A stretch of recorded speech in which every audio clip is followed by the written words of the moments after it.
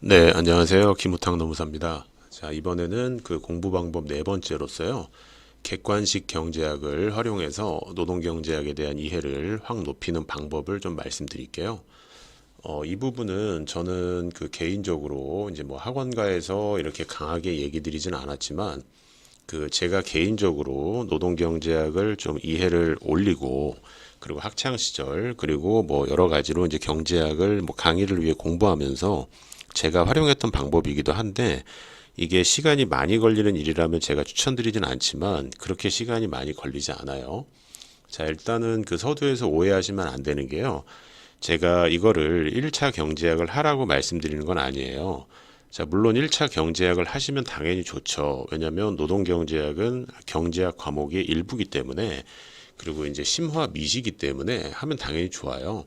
하지만 이제 저희가 그 노동 경제학을 하기 위해서 알아야 되는 이론이 있고 몰라도 되는 이론이 있어요. 뭐 예를 들어서 거시 파트의 상당 부분은 노동 경제학하고 아무런 상관이 없어요.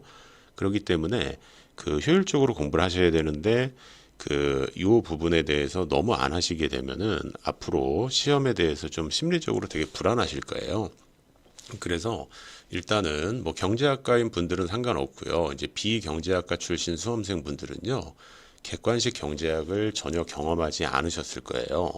자, 그런데 이 객관식 문제는요. 자, 보시면 여기 보시면은 요거는 지금 제가 썼던 기초노동경제학 교재에 있는 건데요. 예, 절대 오해하지 마세요. 저는 은퇴한 강사고 이거를 해서 뭐 약을 팔겠다라는 건 전혀 아니에요. 객관식 경제학이 어떻게 생겼는지 제가 보여드리는 거거든요. 자, 이 책은 대부분의 문제가 공인노무사 경제학 객관식 문제예요. 그 보시면 여기 XJ, YJ, 그 다음에 PX, PY 이렇게 나와 있고, 뭐 한계 효용 이런 것들이 있고, 한계 효용 체감의 법칙이 나와 있거든요. 그래서 효용 극대화 지점이 뭐냐라고 할 때 아시다시피 이러한 수식들이 들어가요. 자, 이게 소득 여가 모형에서 변수만 바꿔치기 하는 거고요. 그 내용은 사실상 똑같거든요. 근데 이러한 문제들을 객관식 문제에서 되게 많이 확인하실 수가 있어요.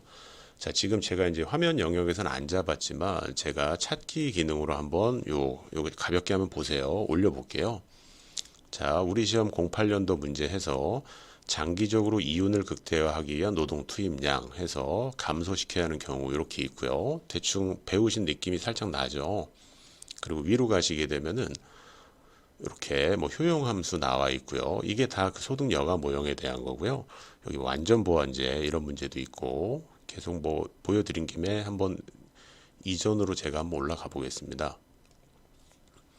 자, 올라가시면은 아까 그 문제고요. 그럼 여기 힉스 마샬 법칙도 공인노무사 시험에서는 이렇게 나와요. 그리고 위에 여기 보시게 되면 제가 이전 찾기 해놓고 자꾸 다음으로 가네요. 자, 여기 이제 탄력성 문제도 보이실 거고요. 그리고 이러한 문제는 이제 말 문제지만 사실 열등제, 정상제 이런 문제는 되게 좋은 문제예요.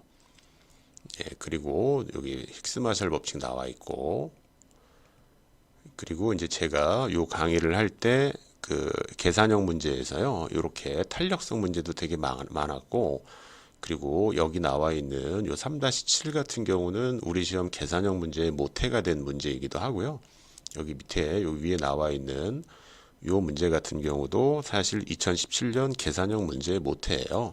그렇기 때문에 이렇게 객관식 문제를 좀 풀어보신다라고 하시게 되면요. 그 답을 도출하기 위한 지금 과정 자체가 사고의 흐름이기도 하고 나중에 쓰실 논술 시험의 답안지 내용 그 자체예요.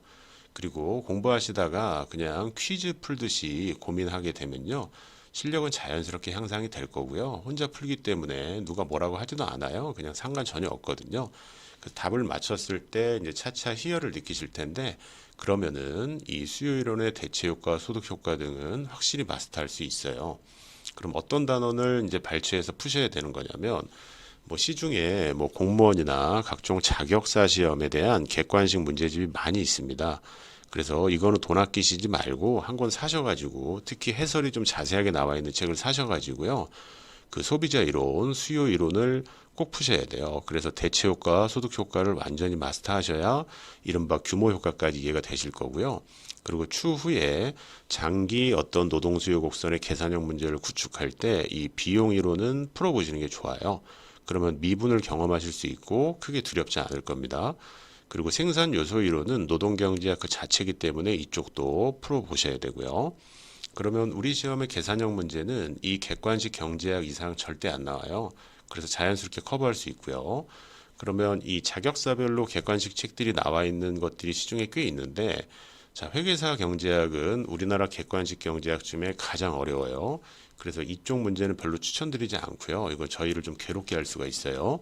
그리고 노무사 경제학 문제는 좀 그 객관식 경제학 중에 난이도가 가장 낮습니다.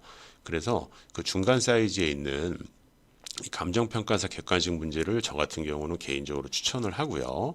뭐 그리고 좀 더 보시겠다 그러면 우리 시험 거 그리고 세무사 쪽에 객관식 1차 과목에 재정학이 있거든요. 자, 그쪽 문제도 이 노동 공급 쪽은 나옵니다. 여기 노동 경제학 내용이 일부 나오기 때문에 그쪽에서 보시게 되면 이해도가 확 올라가실 거예요.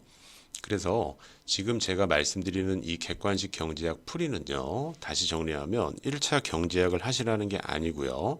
그리고 우리가 학습하고 있는 노동경제학에서 더 부가시켜가지고 공부량을 늘리라는 게 아니에요.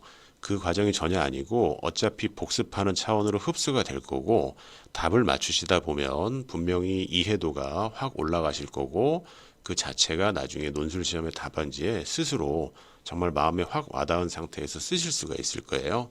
그래서 마지막으로 다시 한번 정리드리면 요 추천 단원 요거는 한번 눈여겨보시고 나중에 공부하실 때 이쪽 이론 특히 1번하고 3번은 꼭 푸셔야 되고 2번은 Q와 L과 K의 관계를 경험하실 수 있고 합성함수나 미분에 대해서 경험하실 수 있기 때문에 이쪽 이 세 단원은 푸시되 제일 중요한 거는 1번, 3번, 2번의 순서입니다.